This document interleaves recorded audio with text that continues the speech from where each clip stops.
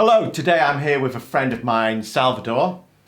We were both students at Portsmouth University together, and when we started our degree in Latin American Studies, we were both beginners in Spanish. So we have a similar experience of learning Spanish as beginners, as adults.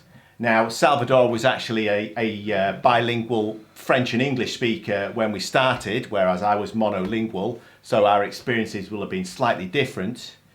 And so, Salvador, can you tell us a little bit about your background? You arrived in London age 7 as a monolingual French speaker. Yeah, Is that correct? That's right. So I moved from Paris to London in 1980. I was 7 years old, and first address was in Clapham, South London. Yeah, went to my first school just around the corner. Right. And having no English whatsoever. What was your first few months like as a non-English speaker? From what I recollect, it was fine, but having no English, although I did pick it up very quickly, making friends was an issue initially. So it was quite isolating, I suppose, at the start. But because apparently I was told later on by my mum that because I refused to speak French after we first arrived, so I did pick up the English very quickly.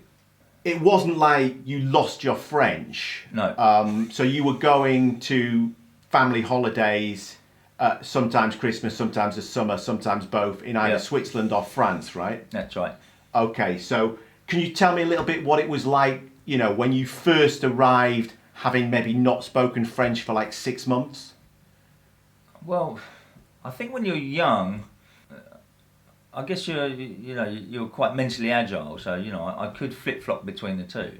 Right. But when I was in England, I remember, like I said before, my mum saying, when you were in England, you just refused to speak anything else but English. So even at home, if mum was talking to me in French, right, I would refuse to answer in French. Right, but of course you understood exactly what she was saying to you. Yeah, no, absolutely. Yeah. I mean, French has never left me. As I got older, so the less frequently that I would go to Switzerland, and that kind of plasticity that you have as a child, it just became a little bit more difficult, and it would take me at least a week when I was back in Switzerland or back in France to kind of pick it up. Right, again. but after a week you were pretty on the ball. Yeah.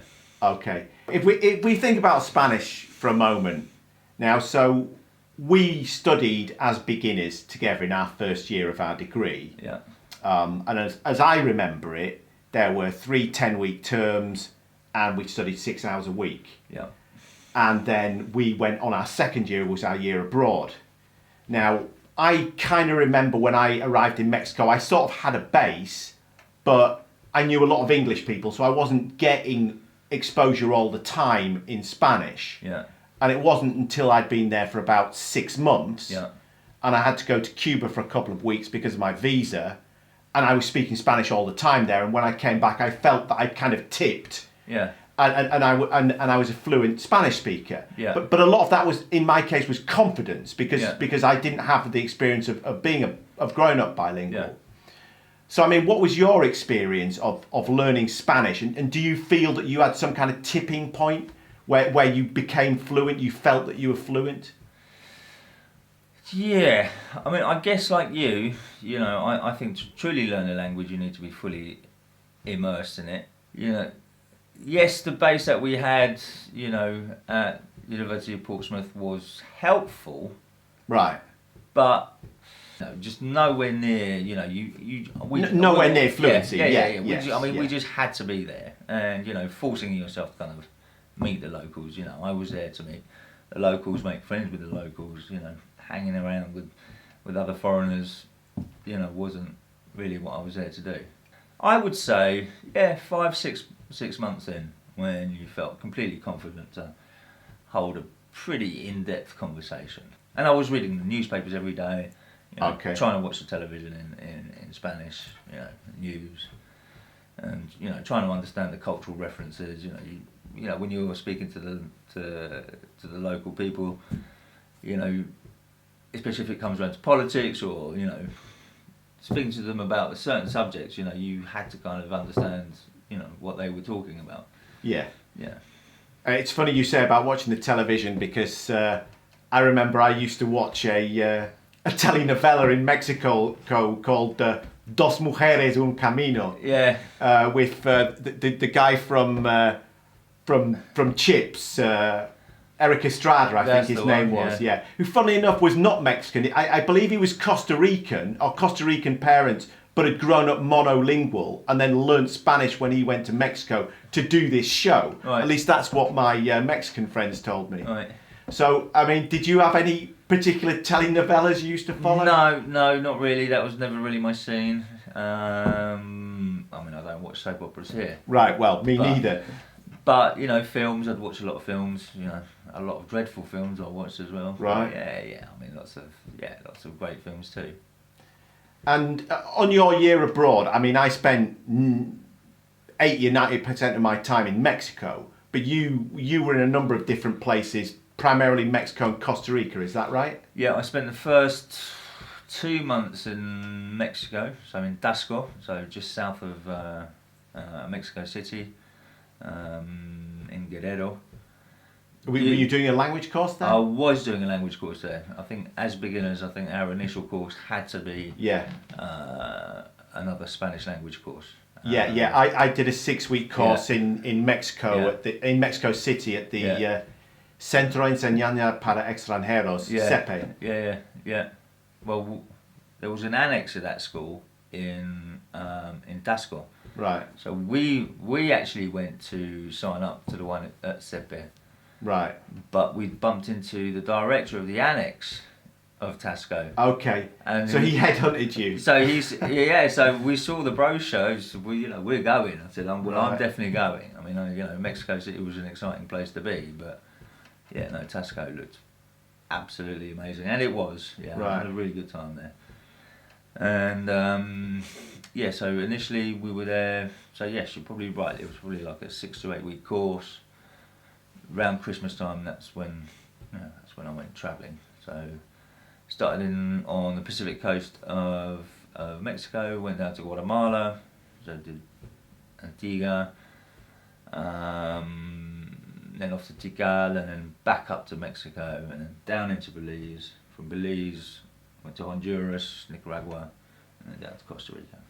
Okay. So that must have taken about 3 or 4 months. And did you find much difference in the Spanish in Costa Rica and other Central American countries as compared to Mexico, or not really? Oh yeah. Costa Rican Spanish. So they don't roll their R's. They do? They don't roll they their don't. R's. No, they don't. So Costa Rica. Right, as an example. And that would have been easier for me because I can't roll my R's. So for example, in Mexico they kind of sing their Spanish. It's very sing-song. It is quite sing-song, yeah. In Guatemala they speak very slowly. Their Spanish is very slow. Right. Obviously easier to understand. Yeah. Belize obviously was English speaking. And Nicaragua I didn't really. Honduras, Nicaragua are very kind of similar styles, but I wasn't in either country for very long. Right. How's your reading and writing in French and in Spanish? I didn't have to write my second year dissertation in. It wasn't a second year. It wasn't a dissertation, but when I got back from Mexico, I had to write a 4,000 to 5,000 word essay in Spanish. They changed that. He took an extra year out, and you didn't have to write that, did you? No. But that was absolutely the longest piece of work I wrote in Spanish, was this 4,000 word essay on the Zapatista uprising in San Cristobal de las Casas in Chiapas. And I mean, which you were there for. Which I was there for, yes. Now, in retrospect, I'm glad that I wrote it, right? Partly because it was easier later to write my dissertation in English on the same subject, but also because, I mean, it did push me in a way that I hadn't been pushed with my Yeah. writing in Spanish. Yeah. Now, I mean, at the time, I have to say, it was tough Yeah. to go from having written, 200 or 300 word paragraphs in Yeah. Spanish to all of a sudden have to write a 4,000 word essay Yeah. at university level.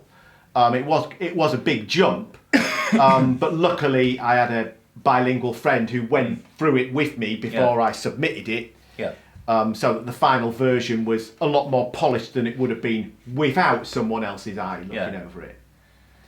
Yeah, and I think, when they teach language, I think on the whole, they primarily kind of focus on on the vocabulary, on the kind of, on the speaking side of things rather than, So I think with a second language, learned as an adult, the writing is always almost like the writing skills are almost like the last thing that you actually really pick up. Okay, so one final question. I mean, do you feel that when you started to learn Spanish age 18, that you had an advantage because you were already bilingual in French? Absolutely, yeah, no question. And I think especially with the accent, people have often commented that it's a very good accent, and I think obviously, I guess because your mouth and your tongue is used to sort of doing different things in a different language, then yes, I guess, in terms of accent, I was always told it was very, very good. Right. And obviously because Spanish is another Latin language, huge similarities between, you could literally do a direct translation. So Most of the time. yeah, so if there was something that I wanted to say in Spanish but just couldn't pull the words out of the air, I'd often think about what I would say in French, and Right. then, I'd give it a stab in French and see if that flew, and And sometimes it did. sometimes it did, and sometimes it did. But that's just an example. But if I was really sort of scrabbling around for certain words in Spanish, I would kind of dig through the dig through the French. Okay, well, thank you for talking to me today, Sal. Absolute pleasure. And yeah, stay COVID free. good to see you. I will stay COVID free, and you too. Yeah. Brilliant. Cheers.